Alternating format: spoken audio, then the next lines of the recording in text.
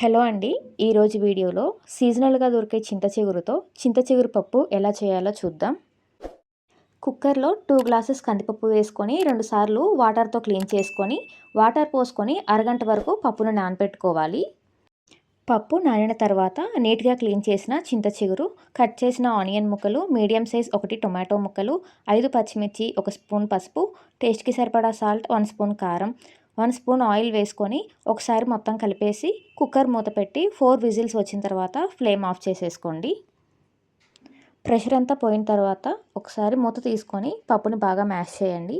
ఒకవేళ మీకు ఉప్పు కానీ, కారం కానీ సరిపోకపోతే ఈ స్టేజ్‌లో యాడ్ చేసుకోవచ్చు. ఈ పప్పునంతా వేరే బౌల్‌లోకి ట్రాన్స్‌ఫర్ చేసుకోండి. తాలింపు కోసం వేరే కడాయి పెట్టుకొని కొద్దిగా ఆయిల్ వేసుకొని ఆవాలు, జీలకర్ర, ఎండుమిర్చి, వెల్లుల్లి, కరివేపాకు, ఇంగువ వేసి ఫ్రై చేసి పప్పులోకి వేయండి. వీడియో నచ్చితే లైక్ చేయండి. ఛానల్‌ని సబ్స్క్రైబ్ చేయండి.